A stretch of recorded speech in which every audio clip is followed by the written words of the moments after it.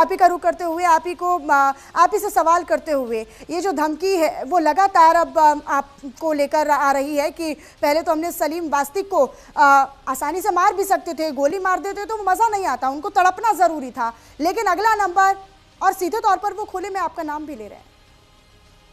वंदे मातरम, नमस्कार, हर हर महादेव।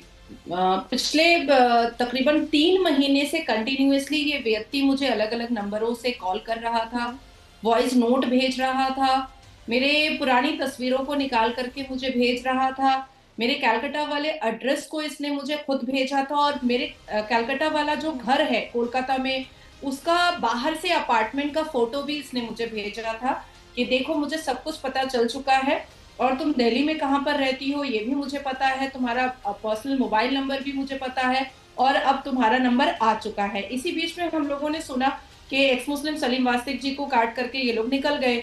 उसमें 3 एमआईएम के नेताओं का नाम आया है और हम सबको पता है कि एमआईएम जो है मजलिस मुस्लिमीन इत्तेहादुल जो पार्टी है वो रजाकारी पार्टी है, वो मुस्लिम लीग के साथ बनी थी पार्टी और अभी उसमें ऑल इंडिया लग चुका है। तो ये व्यक्ति जिन बातों को रमजानुल मुबारक के पाक महीने में रख रहा है, मुसलमान मैं भी हूँ, मुसलमान ये भी है, मैं तो कोई एक्स मुस्लिम भी नहीं हूँ, लेकिन कुरान के हिसाब से रिफॉर्मेशन जो है वो इस्लाम में हो नहीं सकता है। मैं किसी क्रिटिसिज्म में कभी गई नहीं हूँ इस्लाम में, लेकिन हाँ रिफॉर्मेशन की बात मैंने हमेशा की है।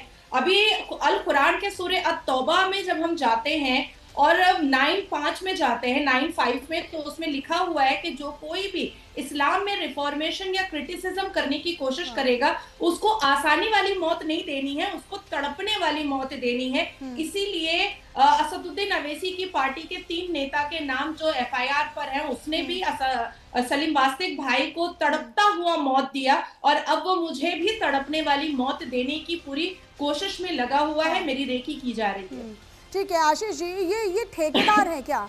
ये किसी धर्म के ठेकेदार हैं, ये इस्लाम के ठेकेदार हैं कि जो लिखा गया है उसको तो हमें ही पूरा करना होगा, हम ये डिसाइड करेंगे कि किसको तड़पाकर मारना है और किसको नहीं मारना है।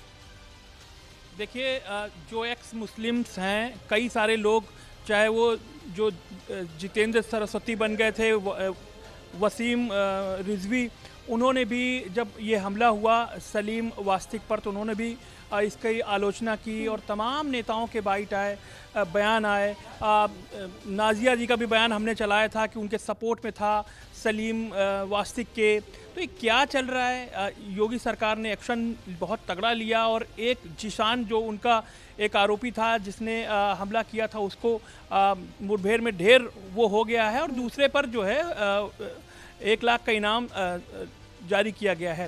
लेकिन नाजिया से मैं पूछना चाहता हूं कि लगातार आपको ये धमकियां मिल रही हैं, वो कह रहा है कि मैंने डायरेक्ट जो है नाजिया को व्हाट्सअप भी कर दिया है। कौन है ये आदमी? ये आदमी कौन है?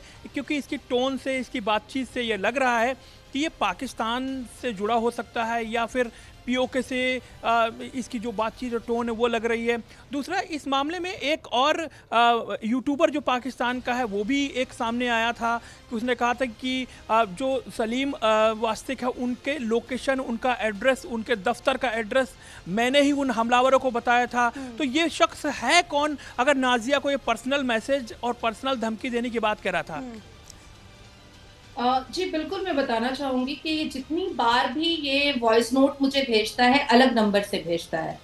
अब पहले जिस नंबर से आता है, मैं वो नंबर, तब मैं महाराष्ट्र बॉम्बे में थी तो मैंने वहां के ज्वाइंट कमिश्नर को लेटर के द्वारा दिया, मेल भी किया, जा करके मैं ज्वाइंट सीपी क्राइम बॉम्बे में मैं मिली भी थी। उसके बाद फिर मैं कैलकाटा में थी तो मैंने कैलकाटा में जा करके दिया पुलिस हेडक्वार्टर को। फिर मैं दिल्ली में थी तो मैंने दिल्ली में भी दिया है। तो अभी जो ये रिसेंट कल की घटना हुई है, कल रात में मध्य प्रदेश से आ रही थी, तकरीबन सुबह में 4 बजे मेरे पास ये इंफॉर्मेशन आया एक अलग नंबर से। अब इसकी भी कार्रवाई आज मैंने किया है और मैंने दुबई में भी और यूएई के एम्बेसी में भी मैंने ये सारी चीजें पूरे डिटेल्स मैंने भेजे हैं। कभी भी ये एक नंबर से दोबारा नहीं करता है, हमेशा इसके नंबर चेंज होते रहते हैं और नंबर जो होते हैं वो दुबई के होते हैं या फिर यूएई के होते हैं, पाकिस्तानी नंबर नहीं होते हैं इसके। दूसरी चीज मैं बताना चाहूंगी कि ये जो पाकिस्तानी आतंकवादी हैं जो मुझे ट्रेस कर रहे हैं या मेरी रेकी कर रहे हैं, तो जाहिर सी बात है कि ये बंदा आकर के पीओके से या पाकिस्तान से या दुबई से तो मेरी रेकी नहीं कर रहा है। ये इसका कोई ना कोई समर्थक और समर्थन जो है इसको भारत में ही मिल रहा है। अब जैसे सलीम वास्तिक भाई मेरे बहुत करीबी थे, इवन भारत में तकरीबन 10 लाख से ऊपर जो एक्स मुस्लिम है वो उनसे मेरी रेगुलर बातचीत होती है। तो इनका भी जो रेकी किया है वो तो एमआईएम के नेताओं ने किया है, तो मेरा भी रेकी किसी ना किसी मुसलमान या किसी ना किसी एमआईएम का नेता ही करके इनको प्रोवाइड कर रहा होगा, इनको दे रहा होगा। और देखिए कुरान इस बात की वजाहत करता है कि जो कोई भी इस्लाम में रिफॉर्मेशन करने तो की उन कोशिश नेताओं करेगा, की जानकारी है नाज़िया जी? उन नेताओं की जानकारी है आपके पास? कौन नेता है, कब से ऐसे बारीकी कर रहे हैं? देखिए मुझे तो सलीम वास्तिक भाई के वक्त में पता चला, जब एफआईआर का हमने एफआईआर पढ़ा तब पता चला कि एमआईएम के 3 नेताओं के खिलाफ एफआईआर हुआ है, इसलिए मैं इस नतीजे पे पहुंची हूँ। हाँ। और ये बहुत कॉमन सेंस भी है हाँ। कि कोई दुबई से आकर के या पीओके से आकर के तो मेरी रेकी नहीं कर रहा है, रेकी करके कोई ना कोई वहां भेज बता रहा रहा है हाँ। कि भाई यहाँ मनीषा, कोई बता रहा है कि यहाँ पर रहती है। हाँ। मनीषा, हेलो मनीषा जी आशीष जी, सवाल कीजिए। हाँ। मेरी आवाज आ रही है? हाँ बिल्कुल बिल्कुल आ रही है, बिल्कुल आ रही है। नाजिया इलाही, इससे मैं पूछना चाहता हूं, क्या नाजिया इलाही बीजेपी से अभी भी जुड़ी हुई हैं? एक सवाल है। दूसरा सवाल ये है कि क्या उन्होंने सुरक्षा की मांग की है? जैसे धमकी आई, जैसे अगर उनका यूपी में घर है या दिल्ली में घर है या बंगाल की बात वो कह रही हैं, तो क्या अलग अलग स्टेट पर उन्होंने कोई ये धमकी का वो पुलिस में बयान वो दिया है, सबूत दिए हैं और बताया है कि भैया हमको धमकी मिल रही है और हमको सुरक्षा दी जाए? क्या वो बीजेपी में अभी भी हैं, किसी मोर्चा में, महिला मोर्चा में या फिर अल्पसंख्यक मोर्चे में? अगर हैं तो क्या उनकी सुरक्षा के लिए उन्होंने क्या डिमांड की है? जी जी बिल्कुल, मैं मुस्लिम राष्ट्र मंच से भी जुड़ी हुई हूँ और मैं भारतीय जनता पार्टी के अल्पसंख्यक मोर्चा से भी जुड़ी हुई हूँ, और हर वक्त आप लोग मुझे टीवी डिबेट्स में भी देखते हैं। और मैंने जब मैं बॉम्बे में थी और मुझे पहली धमकी इस व्यक्ति की आई थी, तब भी मैंने ज्वाइंट सीपी क्राइम बॉम्बे को मैंने जा करके मुलाकात करके उनको पूरे डिटेल्स दिए थे। फिर मैं कोलकाता में थी तब भी ये धमकी मुझे आई थी, तब मैंने कलकत्ता पुलिस हेडक्वार्टर को पूरा डिटेल दिया था। मैंने दिल्ली में भी दिया। सुरक्षा की मांग मैंने नहीं की है। अभी मैं मध्य प्रदेश के दौरे में थी और मैं सुबह 5 बजे आज आई हूँ, और 3 दिन की जो मेरा दौरा था मध्य प्रदेश में, कंटिन्यूअसली मुझे सुरक्षा मध्य प्रदेश के सरकार की तरफ से मुझे दी गई थी। एक लम्हा के लिए भी, मैं जिस होटल में रुकी थी उस होटल में भी नीचे पुलिस पोस्टिंग थी, कंटिन्यूअसली मुझे सुरक्षा में रखा गया था। लेकिन अभी जब से मैं आज जो सुबह 5 बजे दिल्ली आई हूँ, तो दिल्ली में मुझे कोई सुरक्षा नहीं मिली है। लेकिन हाँ, मैंने ये लिखा जरूर है कि मुझे कोई Y+Z+ सिक्योरिटी की जरूरत नहीं है, लेकिन पुलिस अपनी नजरों में रखे, जब मेरी गाड़ी निकल रही है या मैं निकल रही हूँ, तो पुलिस एटलीस्ट अपनी नजरों में रखे कि कोई ऐसी घटना मेरे साथ ना हो जाए।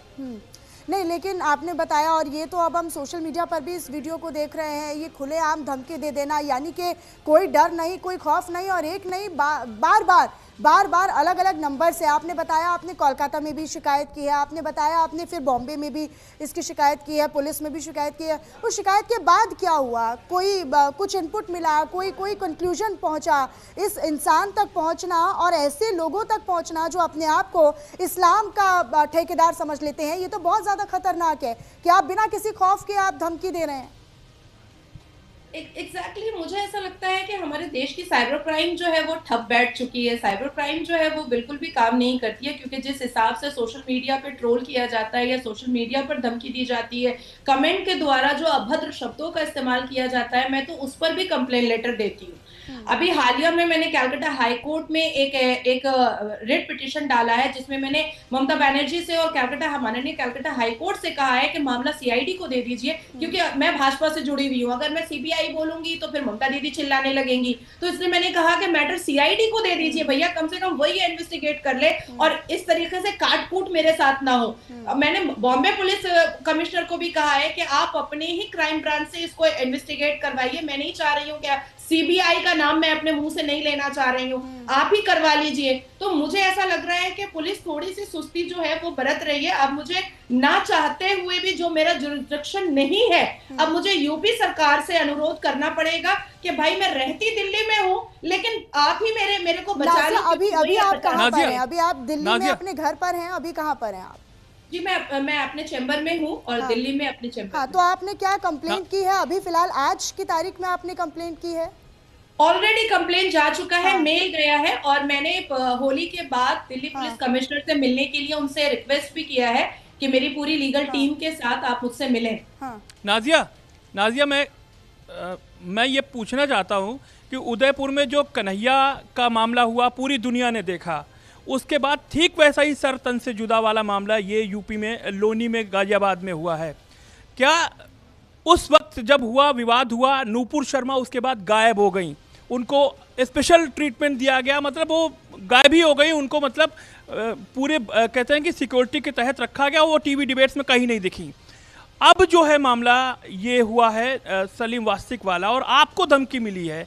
क्या नाजिया इलाही के तेवर वैसे ही रहेंगे या कोई डर सता रहा है आपको? क्योंकि दिल्ली पुलिस तो सुन नहीं रही आपकी, आप जैसा कह रहे हैं। आपको योगी सरकार से उम्मीद है कि वो आपकी मदद करेगी।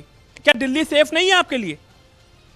नहीं, जिस तरीके से इग्नोरेंस ऑफ नेचर दिखाई दे रहा है पुलिस का, तो उस हिसाब से मैंने हमेशा, आप मेरे एक्स हैंडल पर जाइएगा तो जब भी मुझे धमकी आती है मैं टैग करती हूँ, और एक मेल तो मैं जरूर बैठे बैठे कर ही देती हूँ, क्योंकि प्रोफेशनली मैं खुद वकील हूँ, तो मुझे किसी वकील का इंतजार करने की जरूरत नहीं पड़ती है, मैं खुद ही कर देती हूँ। और ऐसी पूरी की पूरी मैं कम से कम 3-4 फाइलें आपको दिखा सकती हूँ कि मैंने हर एक मुद्दे पर पुलिस को तो बताया ही बताया, और जिस राज में मैं रहती हूँ उस राज में मैं जाकर के कंप्लेन दे देती हूँ कि भाई ये मेरे को थ्रेट आया है। लेकिन तेवर जहां तक की बात है, बिल्कुल भी चेंज नहीं होगा, बिल्कुल भी डरने वाली नहीं हूँ, और कोई भी स्पेशल जो ट्रीटमेंट होता है वो ऐसे सिचुएशन में नहीं होता है।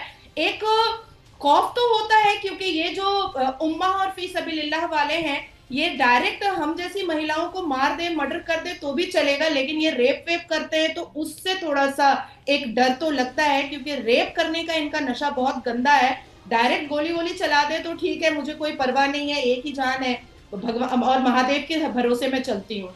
नाजिया, नाजिया, सलीम वास्तिक ने सनातन अपनाया तो उन पर यह अटैक हुआ। आप अपने आप को सनातनी कहती हैं, तो कहीं कोई डर लग रहा है सनातनी कहने पर? या उन्होंने महादेव का नाम लिया कि महादेव है, तो सनातनी कहने को लेकर कहीं डर लग रहा है? और सनातनी जो इस तरीके से एक्स मुस्लिम आ रहे हैं, हिंदू बन रहे हैं और सनातनी बन रहे हैं, तो उनके लिए क्या मैसेज है? कहीं उनके अंदर डर का तो कोई माहौल नहीं है? क्योंकि गर्दन पर सीधा वार किया गया है, पेट में चाकू 14 बार घुसाई गई हैं, और सोचिए कितना दर्दनाक होगा वो जो तस्वीरें सामने आई जब अपने घर में लहूलुहान बैठे थे।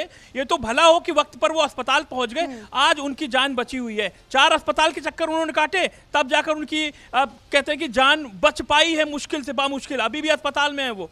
क्या सनातनियों को क्या मैसेज देना चाहती हैं आप? जी बिल्कुल, जो भी एक्स मुस्लिम है और जिस हिसाब से एक्स मुस्लिम की पॉपुलेशन बढ़ रही है, वो इंक्रीज हो रहे हैं, जिस तरीके से सनातनी मुसलमान का एक नया फिरका सामने आ रहा है भारत में भी और मुस्लिम देशों में भी, इवन मुस्लिम देशों में भी सनातनी मुसलमान और एक्स मुस्लिम का फिरका सामने आ रहा है। इससे कहीं ना कहीं रेडिकल इस्लामिस्ट जो होते हैं, कट्टरवाद जो मुस्लिम होते हैं, उनको एक भय तो जरूर लग रहा है। और नाजिया इलाही खान हो या सलीम वास्तिक भाई हो, हम लोगों का चेहरा बहुत रिनाउंड है, हमें लोग आइडियली सुनते हैं, हमें सुनना पसंद करते हैं, क्योंकि हम सारी बातें तथ्य और सत्य के साथ रखते हैं, कुरान की सूरह और आयत के वर्ष के हिसाब से रखते हैं, और ये हमें जवाब दे नहीं पाते हैं, क्योंकि जो सच है हम उसी को सामने रख देते हैं सबके। तो ये डर तो जरूर है कट्टरपंथियों को कि अगर इनसे और भी लोग इन्फ्लुएंस होते चले गए तो फिर इस्लाम का होगा क्या, और फिर मुसलमान की मेजोरिटी का होगा क्या। और मैं खास करके शिक्षा पे बहुत ध्यान देती हूँ। जैसे सलीम वास्तिक भाई थे, वो हमेशा इस्लाम के ऊपर बात करते थे, लेकिन मेरी जो बातें होती हैं वो शिक्षित मुसलमान कम्युनिटी के लिए भी बातें होती हैं, और मैं हमेशा मुसलमान लड़कियों को शिक्षा की तरफ आगे बढ़ाने की बात करती हूँ। आप लोगों को पता है कि 2015 में देश की सर्वोच्च न्यायालय में सबसे यंगेस्ट काउंसिल थी मैं ट्रिपल तलाक को बंद करने के लिए। फिर 2019 में देश की सर्वोच्च न्यायालय में पॉलीगेमी हलाला बैन करने के लिए मेरा रिट पिटिशन गया। ऑनरेबल कैलकाटा हाई कोर्ट में मैंने 2024 में पीआईएल डाला कि मुसलमान बेटियों को क्लास 12 जब तक ना हो निकाह नहीं होना चाहिए, नहीं तो ऐसे मौजिन और इमाम को अरेस्ट किया जाए। तो ये सारी चीजें भी उनको मेरी तरफ से खतरा दिखाई दे रहा है कि मैं मुसलमान लड़कियों को जागरूक कर रही हूँ, लेकिन मेरा जो मुहिम है, जो मैं कर रही हूँ, वो मैं रोकने वाली से वो डर रहे हैं, उसी खुलेपन से वो डर रहे हैं। बहुत शुक्रिया हमारे साथ जुड़ने के लिए नाजिया आपका, और हमारे साथ हमारे